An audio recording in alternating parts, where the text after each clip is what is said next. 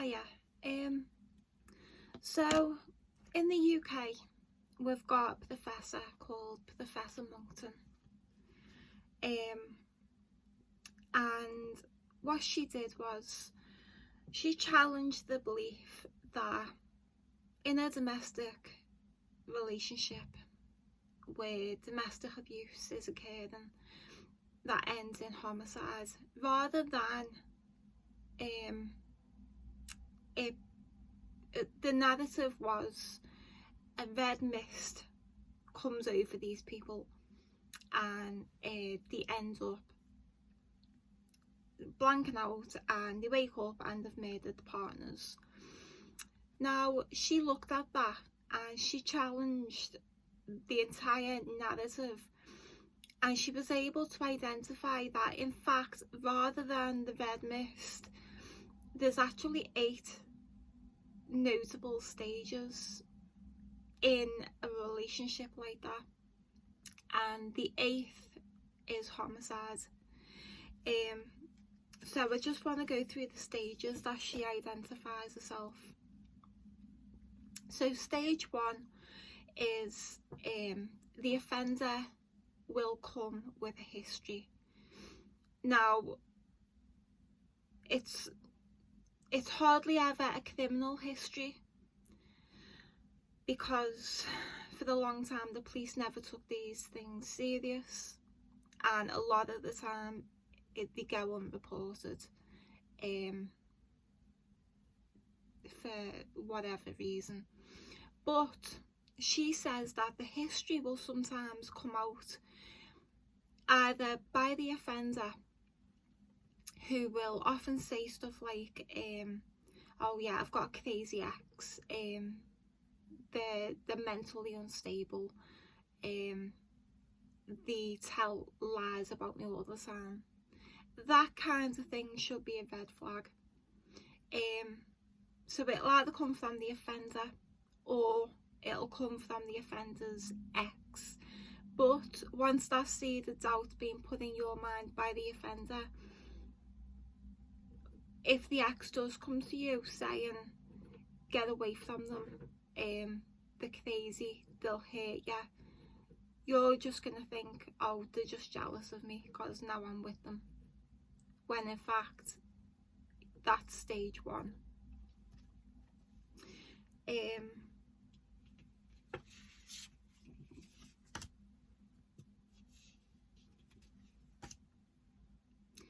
Stage 2 is all about meeting. So the relationship itself will move extremely quick. It's all about the speed.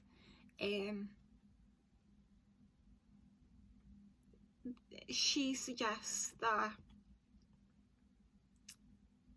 the offender will often, like anyone saying, don't you think this is moving a bit too quick, it'll be battered away with comments like,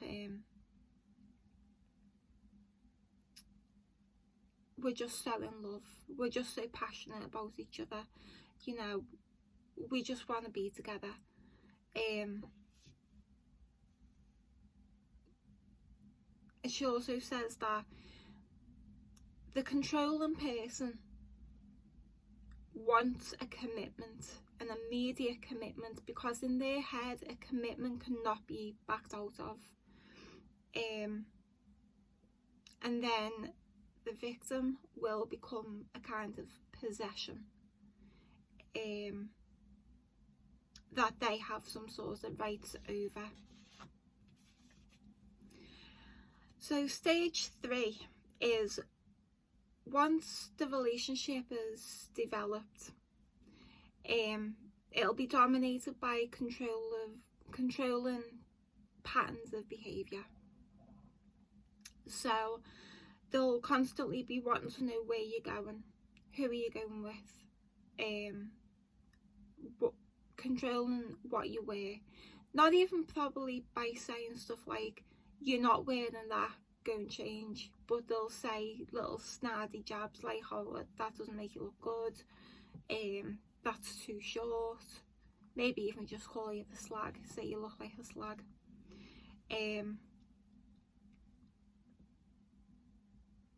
Even controlling if you work or not. These controlling patterns of behaviour will be wrapped up in jealousy a lot of the time. Even controlling if you see your friends and family. So stage 4 she calls the trigger stage. So this is when a certain event will challenge the control over the relationship that this person has. That might be the threat of separation. It might even just be an imagined threat of separation. But if this person, the controlling person, feels under threat by anything, this acts as the trigger to the next stage. So stage 5 is the response to the trigger, and this is the escalation stage. So if the controlling person's lost control, they will attempt to regain that control.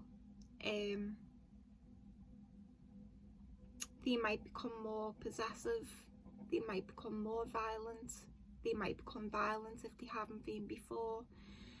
They'll beg, they'll cry, they'll do anything to get the control back.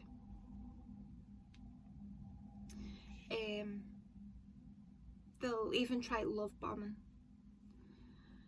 If the attempts to get the relationship back and the control back fail, this is when intimate partner stalking can begin. And this is often done to punish the person who's left. Sorry, I've got a really sore throat at the moment. If the attempt is successful to get the person back, you just start circling the stages. So then you go back to stage 3,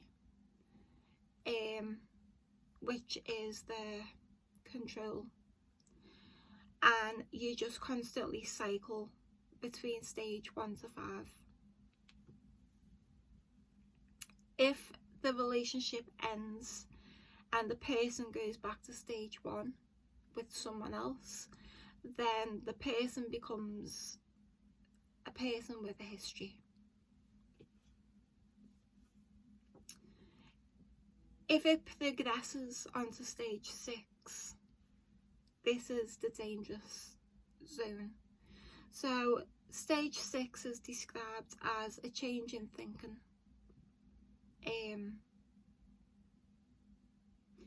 It changes from the aim being keeping this person in the relationship to punishing the person for leaving. So stage 6 is she's also described it as the decision making stage, whereby homicide is the way to resolve it. And she says it's hard to identify. Sometimes the person might become really calm and relaxed because they've got the solution. It can escalate, the violence, the stalking. They might threaten to kill themselves. Now she says a suicide threat should be treated as a homicide threat, and we do see so many cases where, you know, it's suicide murder. So stage 7 is the planning stage. If we look at the whole concept of what we used to think these killings were, and that was like a crime of passion, that wouldn't have a planning stage, but so many, like hundreds and hundreds of these cases, they have a planning stage. So the person, the internet history is really important, because they often quite Google questions like, you know, how long does it take to strangle someone, or how much of a certain drug will it take to kill someone, and so, you know, the already, well, murder is, you know, the intent, and the planning stage is obviously the intent to take someone's life. And finally, stage 8 is the homicide stage. Now, it's not inevitable that if you're in an abusive relationship or a coercive, controlling relationship, it doesn't have to, you're not trapped. It's not inevitable that you're going to get to stage 8 and they're going to try and, well, they're going to kill you. You can leave at any stage.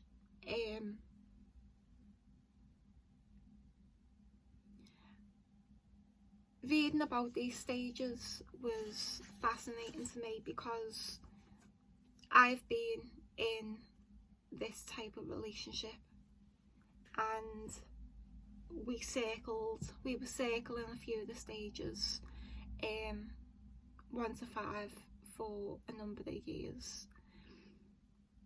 And when I look at cases where it's ended in murder, I just feel blessed that I was able to leave.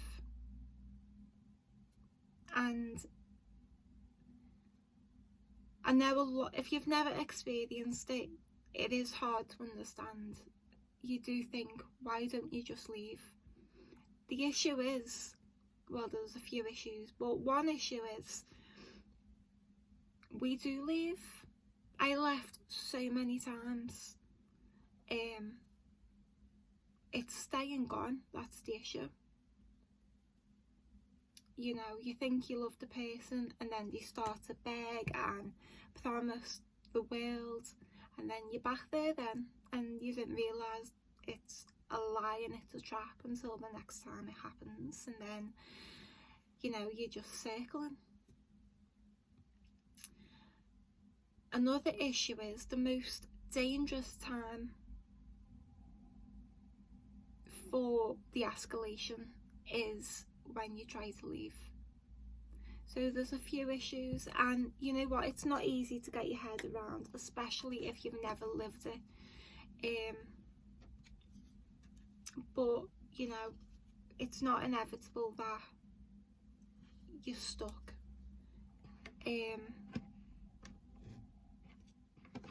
But I just thought I'd make a little video about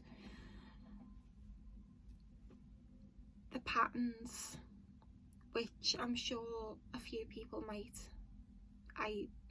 be able to identify. I hope you're having a nice day. Take care, and I'll see you later.